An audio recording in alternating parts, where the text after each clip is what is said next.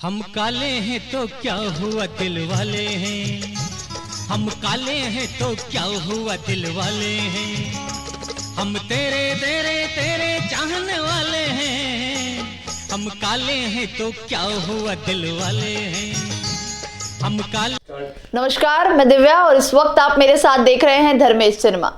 आज आप सभी लोगों को उस शख्सियत से मिलवाने जा रही हूं जिसके होने से ही फिल्मों में 4 चांद लग जाते थे, जिन्होंने अपने ज़माने में बहुत मुकाम हासिल करी। अपने ज़माने के सबसे महंगे चाइल्ड आर्टिस्ट में उनका नाम आता है। इस वक्त वो शख्सियत हमारे बीच में मौजूद है जिनका नाम है जूनियर महमूद। आप सभी को जूनियर महमूद से इस वक्त मैं मिलवाने वाली हूँ। सर, पहले तो आपका बहुत बहुत शुक्रिया कि आपने अपना वैल्यूएबल टाइम हम लोगों को दिया। Divya, thank you so much. और मैं बता दूं कि जितने भी धर्मेश सिनेमा के देखने वाले शौकीन हैं, अजीज़ हैं, सबको मेरा नमस्कार, सलाम, सत श्री अकाल। मैं दरअसल उन खुश नसीब बच्चों में से हूँ जो अलग तरह की पहचान रखते हैं। वैसे बड़ा रेयर होता है कि कम उम्र में लोग इतनी पॉपुलैरिटी या इतनी इज्जत या इतना पैसा कमा पाएँ। तो जहाँ तक मैं समझता हूँ दिव्या, ये जो है किसी की दुआओं का असर होता है जो आपके साथ चलता है। बिल्कुल। अब वो दुआएं आपकी बहन की होंगी, माँ बाप की तो होती हैं, उनके अलावा आपकी बिल्डिंग के वॉचमैन की भी हो सकती है। जी, क्योंकि क्या होता है कि दुआओं का वहाँ पे बिल्कुल दरवाज़ा खुला हुआ है 24 घंटे, इसलिए बड़े बुजुर्ग हमेशा दुआएं देते हैं। तो दुआओं का असर, और मैं बड़ा खुश नसीब हूँ कि इतनी कम उम्री में, जब मैं छोटा था तो मुझे बड़े बड़े दिग्गज लोगों के बीच रह के काम करने का सौभाग्य मिला हुआ मुझे, जो भी और जो इज़्ज़त मिली। देखिए आप, काम तो सभी इज़्ज़त के होते हैं, पर जो इज़्ज़त उन बड़ों के बीच में रह के आपको मिली हो, जिनको आपने बचपन में ख्वाबों में देखा हो, और उनके बराबर में खड़े हो कि आप फिल्म की शूटिंग कर रहे हो, शॉट दे रहे हो, लंच बॉक्स में शेयर कर रहे हो लंच बॉक्स वगैरह, या उनकी झूठी चाय पी रहे हो सेट पे, ये मेरे लिए ख्वाब था। पर ये ख्वाब हकीकत में बदलते देखा हो मैंने जूनियर महमूद की शक्ल में। तो मैं चाहने वालों का, देखने वालों का, उस दौर के भी, इस दौर के भी दिल से शुक्रिया अदा करता हूँ कि जिन्होंने मुझे अपनाया, और उन सभी कलाकारों का जिन्होंने मुझे ये अवसर दिया कि मैं उनके सामने रह के बेबाक एक्टिंग कर सकूं, या अपनी क्षमताएं जो होती हैं, एबिलिटीज़ को मैं डिस्प्ले कर सकूं अपने मज़े के हिसाब से।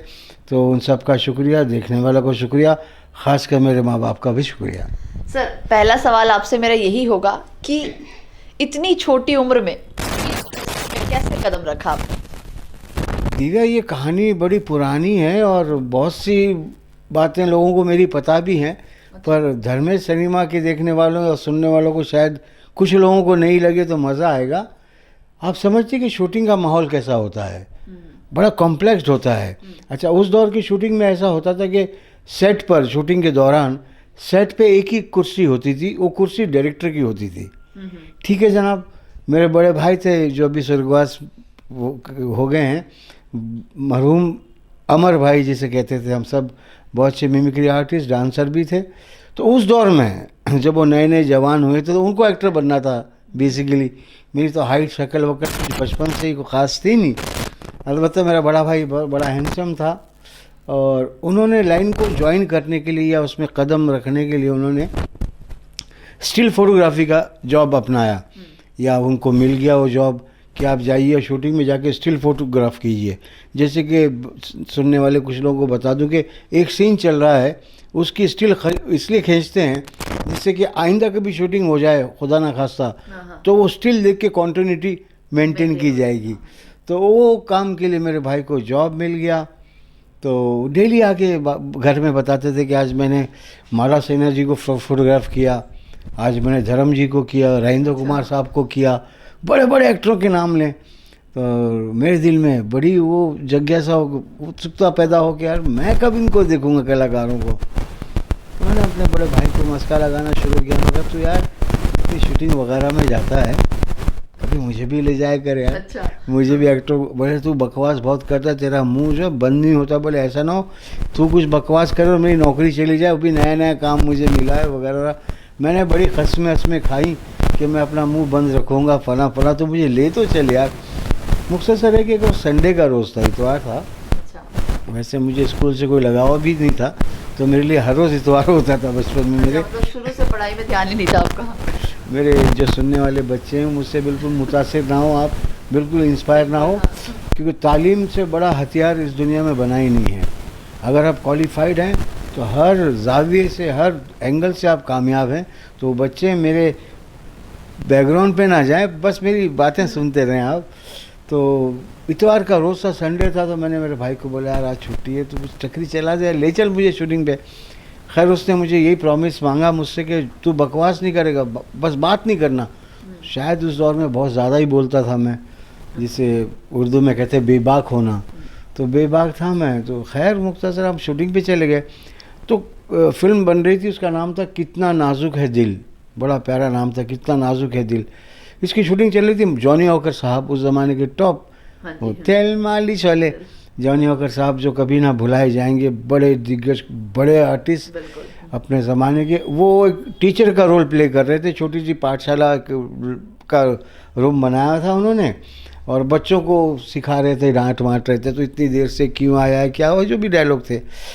तो जैसे मैंने आपसे कहा कि सेट पर शूटिंग के दौरान कुर्सी एक ही होती थी, वो होती थी डायरेक्टर की। तो मैंने डायरेक्टर की चेयर के पीछे जाके खड़े होकर शूटिंग देखने लगा, ऐसे विदाउट रियलाइजिंग कि इनका मकाम या इनकी स्टेटस क्या होती है, उनके रुतबे का, दबदबे का। मुझे कोई बच्चा ही था, मैं भी कोई बड़ा थोड़ा ही था। तो मैं जाके खड़े होकर शूटिंग देखने लगा, और बच्चा किसी तरह से नर्वस हो रहा होगा या माहौल उसके लिए नया होगा, तो बड़ा रिटिक हो रहा था। कट कट कट, बच्चे का डायलॉग आए तो बच्चा फंबल करे या भूल जाए, और नॉर्मली बच्चे वैसे भी है ना, तो वो भूल जाता था। तो 8-9 रिटेक हो गए, मगर डायरेक्टर बेजार नहीं हुए। देखिए आप, डायरेक्टर के पेशेंस ऐसे थे कि वो बहुत सहला के बहुत बार उसको एंकरेज कर रहे थे, बेटे बहुत अच्छा है, अब इससे अच्छा करो, बेटा अब थोड़ा और इसमें जान डालो, ऐसे करके उनको एंकरेज कर रहे थे। अच्छा, पीछे खड़ा हुआ शूटिंग देखते हुए मैं भी उगता आ रहा था कि मैं यार क्या। तो जब आखिरी रिटेक हुआ तो मेरे मुंह से अचानक निकल गया एक जुमला, क्या एक डायलॉग याद नहीं रखता, आ गया पिक्चर में काम करने। अच्छा। आया पिक्चर में काम करने, ऐसे मैंने कुछ बोल दिया। अब मुझे नहीं पता, वो डायरेक्टर के पीछे ही खड़ा हो। बड़ी तसल्ली से उनके मुड़ के मुझे देखा, बोले बेटा आप ये डायलॉग बोल सकते हैं, मुझे बोले। तो मैं तो बेबाक था ही। मैं इसके तो क्या, अंकल, बड़े अंकल के भी डायलॉग बोल सकता हूँ। अच्छा। इतने याद हो गए मुझे।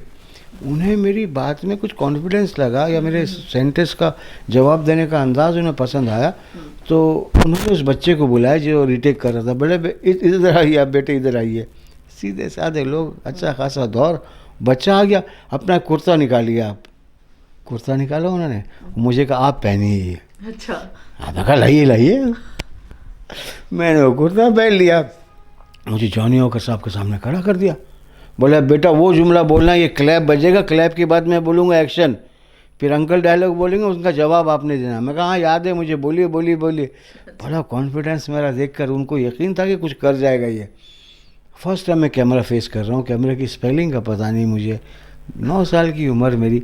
पर ये होता है कि जैसे उसकी नवाजिश होनी होती है या करिश्मे होने होते हैं, वो पता नहीं लगता है ना, उसकी लाठी में आवाज़ होती नहीं है। वो शॉट लिया गया, और आप यकीन कीजिए एग्जैजरेशन नहीं है, या मैं बोस्ट नहीं कर रहा हूँ, सुनने वालों से भी कह दूँ कि पहली बार 9 साल की उम्र में मैंने कैमरा फेस किया।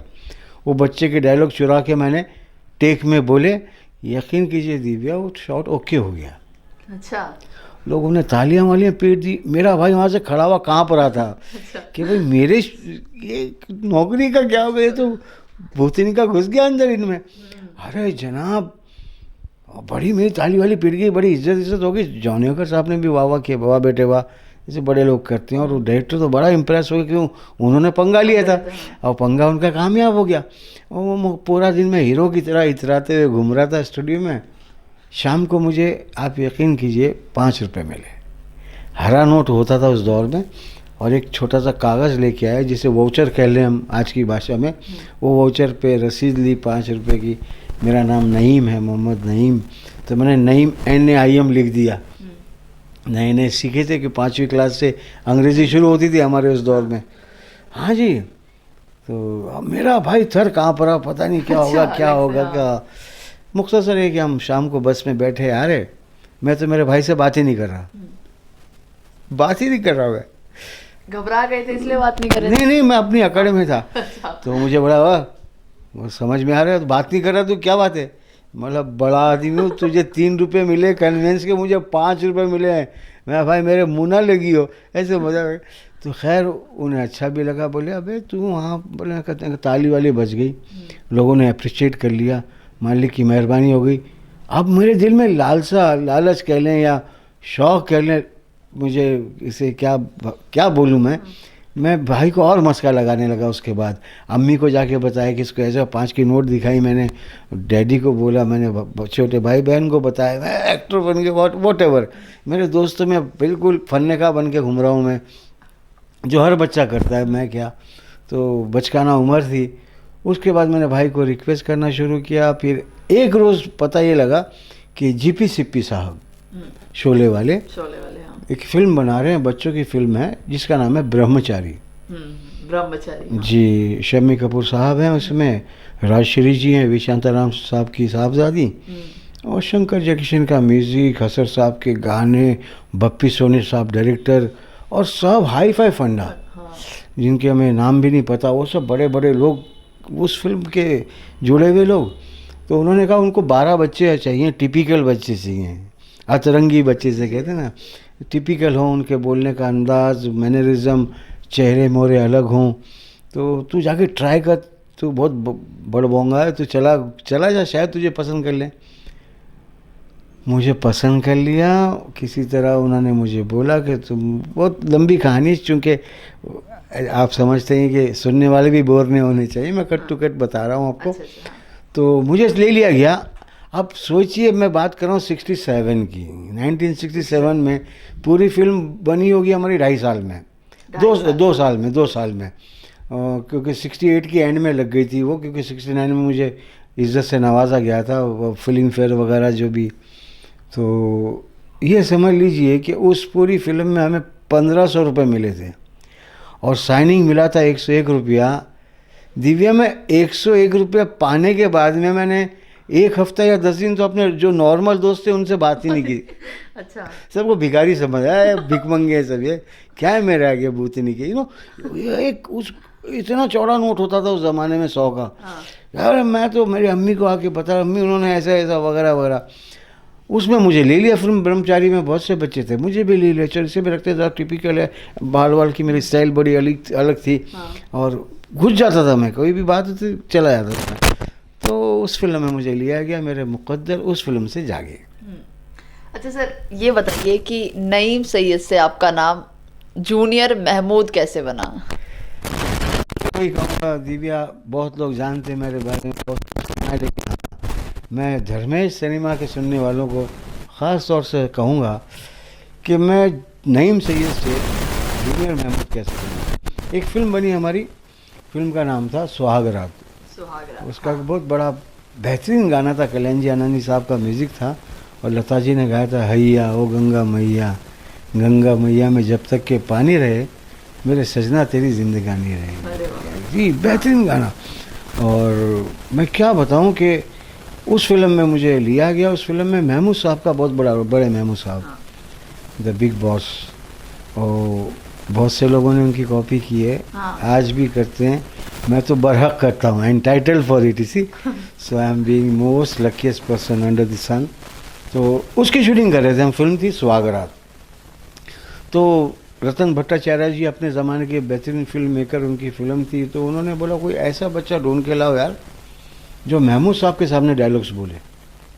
और महमूद साहब का हुआ ऐसा था, दिव्या आप थी नहीं, पैदा ही नहीं हुई होंगी, बट द थिंग इज़ कि एक ऑरा होता है, ऑरा, वो ऑरा मैंने दिलीप कुमार साहब,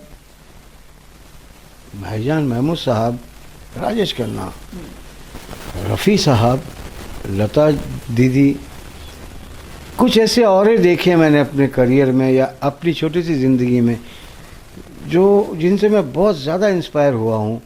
तो दिलीप कुमार साहब का मिजाज अलग, काका जी का अलग, महमूद साहब का अलग, रफ़ी साहब का अलग, लता दीदी, प्राण अंकल, प्रेम चोपड़ा, कैसा औरा देखा हूँ मैं। और मालिक जो ज़िंदा हैं उनकी उम्र दराज करे, मैं उनके लिए दुआ करूँगा। क्योंकि क्या होता है कि फ़नकार पैदा होते हैं, बनाए जाते हैं नहीं। और जितनों के मैं नाम ले रहा हूँ ये सब पैदा हुए हुए हैं, आप समझिए मेरी बात को। तो फिल्म सुहागरात में मुझे लिया गया इसलिए कि महमूद साहब के सामने डायलॉग बोलने के लिए साले का रोल है, और साला बहुत छोटा है, पूरा टिपिकल कॉमेडी सीक्वेंसेस थे 2-3। तो बोले बुलाओ जूनियर, तो मुझे बुलाया। 60 रुपया पर डे पे मुझे काम मिला। अच्छा। और दिव्या 60 रुपये पर डे उस ज़माने के 67 एंड की बात मैं करूँ आपसे, तो आज के तकरीबन 16,000-18,000 रुपये होंगे, which is to be a big thing उस समय। उस समय। कोई छोटी बात नहीं थी, बहुत बड़ी बात थी। ज़हे नसीब, माँ बाप की दुआएं। तो मैं गया सेट पे, तो मैंने महमूद साहब को देखा, जिन्हें सब भाईजान कहा है पूरी ज़िंदगी लोगों ने। तो भाईजान को देखा, उनका ऑरा देखा, और ये वो देखते रह गए, अरे बाप रे। लेकिन जब शॉट का वक्त आया तो उन्होंने मुझे बड़ा एट ईज़ फील करवाया। इधर आ गए, वो बहुत पेस में बोलते थे पर्सनल लाइफ में, सुन बोल के सुना जुमले, ऐसी बात करते थे वो। और मैं इतना सा उनके सामने डायलॉग वाला हूँ, वेरी गुड। रतन प्रोड्यूसर को बोलते हैं सही आइटम है, सही आइटम है, बोल लेगा बोले। बहुत बड़ी बात थी, अगर वो ही मुझे बोल रहे कि बच्चा बोल लेगा तो मेरा तो बूस्ट हो गया ना पूरा सिस्टम। अरे मैं कहा ठीक है। 2-3 की शूटिंग थी, शूटिंग में हम हिल मिल गए, मोहब्बत से हम उनके करीब गए, भाईजान के, महमूद साहब के करीब गए। तो उनकी बिटिया पैदा हुई थी जिनी, जहाँ तक मुझे बहुत अच्छी तरह याद है। तो 6 बेटों के बाद एक बेटी पैदा हुई थी। अच्छा। अगर आपको याद हो तो एक फिल्म आई थी जिन्नी और जॉनी, आपने शायद ना देखी हो, कभी देखिएगा। उनकी एक ही बच्ची है और एक ही फिल्म की उसने पूरे करियर में, क्यों करियर बनाना नहीं चाह रही थी वो। अगर आप वो बच्ची की परफॉर्मेंस देख लेंगे तो आप बोलेंगे कि ऐसी बच्ची को तो लाइन में रहना चाहिए था, इतनी टैलेंटेड। उनका नाम था जिनी, उन्हें लेके फिल्म बनाई थी इन्होंने, जिन्नी और जॉनी। बड़े हिट फिल्म बनाई थी, डायरेक्ट भी हमारे उस्ताद महमूद साहब ने की थी। तो जिनी का नाम रखाई का कोई रस्म का मौका था, तो सुहागरात की शूटिंग के दौरान वो सभी से कह रहे थे तुम भी आना, तुम भी आना, सबको वो इनवाइट कर रहे थे भाई मेरे बंगले पे आना आना। अब हुआ यूँ, मैं सबसे छोटा था तो मुझे बोलना उन्होंने मुनासिब नहीं समझा होगा, ये नहीं कि इग्नोर किया या अवॉइड किया। तो मुझ में एक इन्फर्टिलिटी कॉम्प्लेक्स जाग उठाया, यूँ समझ लीजिए कि मैं 3-4 दिन से भाईजान भाईजान कर रहा हूँ, उनके आगे पीछे घूम रहा हूँ, आज उन्होंने मुझे इनवाइट नहीं किया, और आज मुझे कुछ समझा ही नहीं इसी। तो मुझे इस तरह का मेरे बच्चे की बात थी, तो मैं कहा ठीक है भाई। मैं भाईजान के पास चला गया, मैं बोला भाईजान मेरा बाप कोई प्रोड्यूसर डायरेक्टर राइटर नहीं है, तो क्या मैं आपके बच्ची के फंक्शन में नहीं आ सकता हूँ क्या, ऐसा कुछ मैंने बोल दिया। उनको बात मेरी लग गई दिव्या, क्योंकि इतने से बच्चे ने वो बात बोली जो मेरी उम्र से बढ़ के थी। बिल्कुल बिल्कुल बिल्कुल। तो उन्हें अजीब सा लगा, लेकिन उन्होंने बड़ा हो गया जो नहीं नहीं तू भी आना भाई, तू भी आना, कोई टेंशन नहीं है, सॉरी सॉरी सॉरी। बड़ी बात है, ये बड़ी बात है कि वो आदमी, उनको ऐसा महसूस हुआ, ये उनके कैरेक्टर की बात है। उन्होंने मुझे बुला लिया, तो मैंने एक और जुमला बोला उनको, मैं बोला भाईजान मैं आपके फंक्शन में आऊँगा ना तो देखना आपका फंक्शन हिला दूंगा, ऐसे कुछ बोल दिया। अच्छा। तो इस जुमले में उनको और कुछ कॉन्फिडेंस लगा, तो बोले ऐसे क्या करेगा बे। तो मैं कहा मैं आपका डांस करूँगा। मेरा कौन सा डांस बोले। मैं कहा हम काले हैं तो क्या हुआ दिल वाले हैं। मैं कहा वो डांस करके मुझे स्कूल में, जो बहुत कम गया हूँ स्कूल में, 15 अगस्त 26 जनवरी में मुझे छोटे छोटे कप मिले और डांस करके। बोले क्या बात करता है। मैं कहा तो बोले फिल्म तो एडल्ट थी, तूने कहाँ से देख ली। मैं कहा बस वो आपका पोस्टर देख के आपके गेटअप को चुराया और लुंगी काट छाट के छोटी करके बना के हम लोग करते हैं, और मुझे बहुत इज्जत मिलती है। ये वो उन्हें थोड़ा इंटरेस्टिंग लगा कि कुछ करेगा बच्चा, इसमें कॉन्फिडेंस है। तो बोले आना आना, तू भी आना। मैं आता हूँ जगह पे, बर्थडे में जाता हूँ या नाम रखाई में जाता हूँ बिटिया की। अब देखिए मालिक की मेहरबानी कैसे ट्रैवल करती है, द डेस्टिनी ट्रेवल्स, वाली बात हो जाती है, कभी कभार साथ चलती है आपके। बंगले पे पहुंचा तो साहब एक बड़ी मुश्किल से अंदर गए हम, वो बहुत लंबी कहानी है। तो अंदर गए तो एक बंदा स्टेज पे यहाँ से वहाँ से जा, यहाँ से आ वहाँ से जा, बहुत ज़्यादा लाइव थे वो, एकदम इधर उधर आ रहे जा रहे। तो मुझे लगा कि ख़ास आदमी होंगे, हाँ स्टेज पे हो रहे। तो मैंने उनको अंकल अंकल ये करके उनके पैर पे हाथ मार दिया, अंकल अंकल ऐसे कर दिया, यस यस ऐसा कर बोले। भाईजान को बोला महमूद साहब को नहीं माया है, ऐसे मेरे अब्बा साथ थे पीछे। मेरे अब्बा इंजन ड्राइवर सीधे आदमी, मेरे पीछे से मारा। बोले बावला हो गया है, तूने किसे बोल दिया बुलाने के लिए भाईजान को? मैं कहा उनको। बोले जानता भी हो कौन है? मैं कहा नहीं मैं नहीं जानता। बोले अभी वो अमीन सयानी थे। अब अमीन सयानी साहब का नाम से देखो भाई, रेडियो सिलोन के बादशाह भाई, आवाज़ की दुनिया में अगर किसी की आवाज़ पहचानी जाती है वो अमीन सयानी साहब की। अरे मुझे अजीब सा, फिर ये हुआ कि बच्चा ही था मैं, मेरा उनको बोलना या बेअदबी करना ये कोई जानबूझ के था नहीं, तो इसे बेअदबी का आप जामा पहना नहीं सकते। पर मैंने उनको बोला वो बड़ी बात नहीं। मज़े की बात यह है या अप्रिशिएट करने की बात यह है, उन्होंने जाके महमूद साहब को बोला, अच्छा, नईम नाम का लड़का आया है और वहाँ ग्रीन रूम में आपका वेट कर रहा है। ऐसे सब महमूद साहब आए और साहब मेरी मुलाकात हुई। फिर मुझे बोलने लगे महमूद साहब देख मैं सब कर रहा हूँ, जैसे सब कुछ हो जाएगा मैं तुझे बोलूँगा तो रेडी रहना और तू वो डांस करना। मैं दिव्या वहाँ नाचा। वहाँ नाचना मेरी ज़िंदगी का वो पहलू था जिसकी वजह से आप मुझसे बहुत छोटी हो, मेरा इंटरव्यू ले रही हैं आज। ना मैं वहाँ नाचता, ना आज मैं जूनियर महमूद कहलाता या इतने बड़ों की दुआओं के तूफान यहाँ तक पहुँचता। तो यूँ मैं उस दिन जब मैं नाचा तो मेरे अब्बा को बुलाया, महमूद साहब ने पागल हो गए खुशी के मारे। बट ऑब्वियस बोले इसे कल तुम रंजीत स्टूडियो दादर में लेके आइएगा और मैं इसे अपना शागिर्द तस्लीम करूँगा, कल शागिर्द बनाऊँगा, नाम बख्शूँगा। हमने उस दौर में थोड़ी सी मिठाई पेड़े वेड़े ले लिए, 5.25 रुपये की दक्षिणाओं उनको दी, हाथ में गंडा उंडा बांध के बाज़ाब्ता कहते ना कि बिल्कुल गुरु तस्लीम किया मैंने उनको और उन्होंने मुझे नाम बख्शा जूनियर महमूद। तो ये कहानी जूनियर महमूद साहब की थी, जो बाद में ये कहे कि मेरे नसीब जागे, बड़े महमूद साहब ने मेरे नसीब जगाए हैं। और मैं फिर से आपका शुक्रिया अदा करता हूँ, धर्मेश सिनेमा का शुक्रिया अदा करता हूँ कि मुझे आप लोगों ने याद किया। ये मेरी दिली तमन्ना है, ख्वाहिश रहेगी और मैं ज़बानी कह के जा रहा हूँ कि मैं जब भी आपकी तरफ आया तो मैं धर्मेश सिनेमा से आके या इसके माध्यम से आप सबसे मिलूँगा। धर्मेश सिनेमा के देखने वालों का तहे दिल से शुक्रिया अदा करता हूँ और ये कहता हूँ मैं जब भी इस तरफ आया तो मैं धर्मेश भैया को पर्सनली फ़ोन करूँगा और दिव्या आपको मेरे लिए आना पड़ेगा, आप भी आएँ ताकि हम और बहुत सी बातें आपस में शेयर करें। तो Divya thank you so very much, जो आपने अपना समझ के एक बड़े को इज्जत दी, थैंक यू सो मच। तो ये देखा आपने हमारे साथ धर्मेश सिनेमा पर जूनियर महमूद को। अगर और भी बहुत सारे किस्से आप हम जूनियर महमूद जी से सुनना चाहते हैं उनके दौर के, तो हमारे चैनल को लाइक शेयर सब्सक्राइब जरूर करें और ऐसे ही देखते रहे धर्मेश।